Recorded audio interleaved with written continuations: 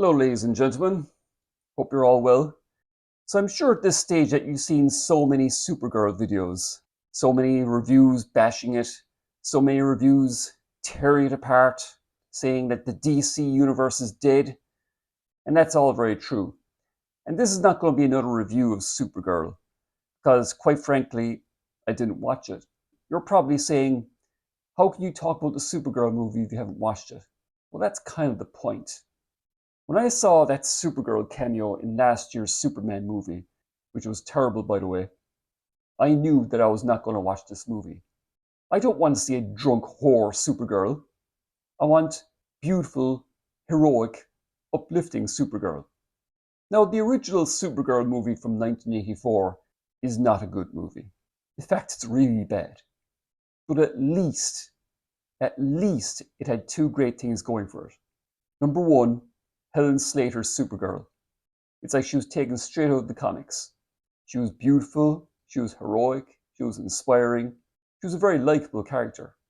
And the second reason is the absolutely phenomenal music score by Jerry Goldsmith. Seriously, go listen to the soundtrack. It's almost as good as John Williams' Superman. In the aftermath of this disaster of the Supergirl movie, which has turned out to be a massive flop, it's done even worse than I could have imagined. I always knew this movie was going to be bad after that cameo, and especially when I saw those trailers. Literally, the first thing we saw in that trailer was Crypto the dog peeing on Superman. So not only is Supergirl a trash, drunk whore, they treat Superman with such disrespect, as that so-called Superman movie did last year. But as disastrous as this movie is, and as disastrous as the flop of this movie is, of course, on cue, there are all these articles saying, oh, it's men's fault that it's a flop. Guess what? It's Milly Alcock's fault, partly, that men didn't turn out. In the months lead up to this film's release, she was just giving interview after interview where she went full Rachel Zegler and insulted the male audience. The main audience for superhero movies. Yes, women like superhero movies too, but they're a minority. It's mainly guys. During all this discourse about how men are supposedly to blame and how men won't turn up for female superhero movies, it always makes me laugh because they keep forgetting that 9 years ago, the Wonder Woman movie came out starring Gal Gadot, and it was a huge success. It made something like $820 million. I think that's something like at least 1.1 billion in today's money, adjusted for inflation. So to all those crybabies who say, oh, men didn't turn up for Supergirl because they're misogynist, why did we turn up for Wonder Woman? I think it'd be interesting to compare Wonder Woman with Supergirl. And yes, I know I haven't seen it, but I don't have to. Reason number one, Gal Gadot's Wonder Woman is hot. Milly Alcock's Supergirl is unattractive.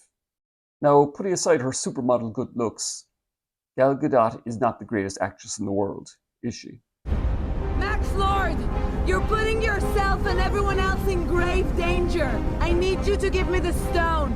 But she was great casting as Wonder Woman. Milly Alcock's Supergirl is... I always promised myself that I would never call a woman ugly. And I don't like calling women ugly. But let's face it, Milly Alcock's Supergirl is ugly. Now, Milly Alcock herself, even though she's been acting ugly in the press, is not an ugly girl. And this speaks to a larger issue over the last 10 years of how Hollywood has been uglifying women in movies, supposedly to avert the male gaze. Shock horror, men like to look at good-looking women. If you're going to make a Supergirl movie, you have to cast an actress who is super hot, and you have to make her look super hot. But no, they made her look like a drunk whore. The movie looks ugly, she looks ugly, whereas in the Wonder Woman movie, Wonder Woman looks amazing. Whether she's on Themyscira, whether she's in London, whether she's on the war-torn battlefields of France, she looks amazing. Because she's Wonder Woman. Reason number two, Gal Gadot is charming, Milly Alcock is not. Now I know she's young, but Milly Alcock said some very stupid things in the months lead up to this movie's release.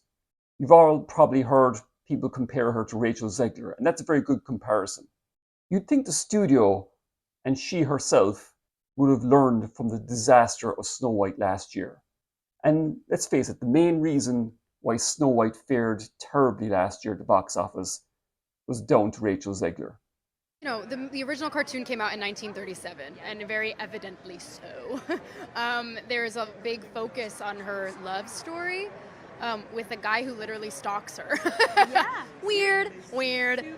It probably would have been a disaster anyway because apparently the movie is terrible. I haven't seen that movie either and I never will. But you've probably all seen the interviews now at this stage of Milly Alcock blaming men, saying that annoying Christian fathers is a good thing, and that she was saying that Supergirl is a queer icon. Does that make any parent want to take their kids to see a Supergirl movie? I don't think so. We'll see. I don't know. She'd probably go both ways. Now, I've seen some people making excuses saying that she's young and she's not experienced, but how hard is it in interviews to say that she loves the character, that she loves the fans, and she hopes that everybody enjoys it? No, she just had to attack everybody. 9 years ago, when the Wonder Woman movie came out, Gal Gadot was so charming in the interviews. Watch any interview with Gal Gadot in the interviews for Wonder Woman. She was so charming. She's so likable. Again, putting aside her supermodel good looks, she's funny, she's intelligent, she's just very, very likable. She never insulted anybody. And of course, yeah, there were the inevitable interviews where some people asked her, is Wonder Woman a great role model for young girls and women? And I've seen some of those interviews, and she often says something along the lines of, she's a great role model for girls and boys. She included everybody with that movie. She invited everybody to watch that movie. And a lot of people did. So Gal Gadot is charming, Milly Alcock is not. Reason number 3. The Wonder Woman movie is good. The Supergirl movie is not. Now again, I haven't seen the Supergirl movie, but it looks terrible and most of the reviews are very negative. Even a lot of the shill reviews from the Access media you can tell that they're trying to find something good to say about it. Well, the movie's not very good, but Milly Alcock's good. Yeah, they were really trying and failing. The Wonder Woman movie, while it doesn't have the greatest story in the world, it's got a story that you can get into. Because Wonder Woman is a likable character. Now, I know a lot of people have compared the Wonder Woman movie with Captain America, the First Avenger, but the idea of a female superhero in a World War I setting is very unique. It was unlike any other superhero movie that came out at the time. And it was just very, very well made. That movie came out 10 years ago and it just looks so good. The fight scenes are so good. The production design is so good. The music is so good. You can really feel Zack Snyder's influence over that movie. I think he has a large part behind the scenes of shepherding that movie. Because even though Patty Jenkins is the credited director, you can only look at Wonder Woman 1984, which came later, and she had full creative control over that, and that was a disaster. But the Wonder Woman movie is very good. By all accounts, the Supergirl movie is terrible. It's got a very basic storyline. It's basically Guardians of the Galaxy Volume 4. Supergirl even wears the same trench coat as Star-Lord.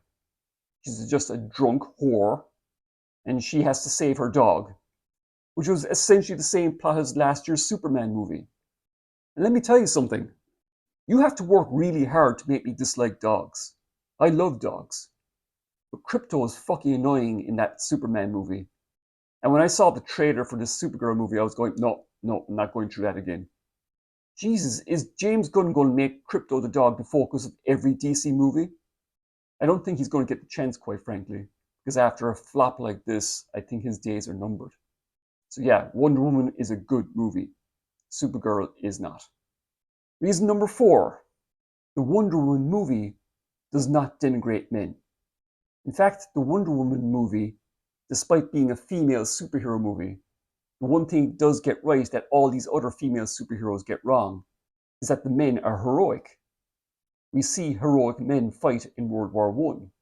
Wonder Woman's main love interest, Steve Trevor, is not just a male Lois Lane that needs to be saved. He's a great character in itself. In fact, I would say that Chris Pine, who plays Steve Trevor, is a huge part of why that movie was successful. He had great chemistry with Gal Gadot. In fact, this is another reason why the movie was successful. It had romance. The relationship between Steve Trevor and Wonder Woman was a key aspect of that movie. The Supergirl movie, by all accounts, does not, and the reason I know this is because Milly Alcock said it in one of those interviews.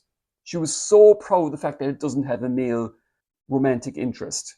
I don't know. I think that what makes this film so beautiful is that it's not centered around a man. It's not centered around love at all. If anything. And you know what? I'm a fella. I'm not really into romance movies. I found the romance between Steve Trevor and Diana in the Wonder Woman movie to be very appealing. And spoiler alert, when Steve Trevor dies at the end of that movie, sacrificing himself, you really feel it. You really feel sorry for him. You really feel sorry for Diana. Whereas Supergirl, the movie, by all accounts, has one message. Like Captain Marvel, it hates men. And if it doesn't hate men, it just mocks them.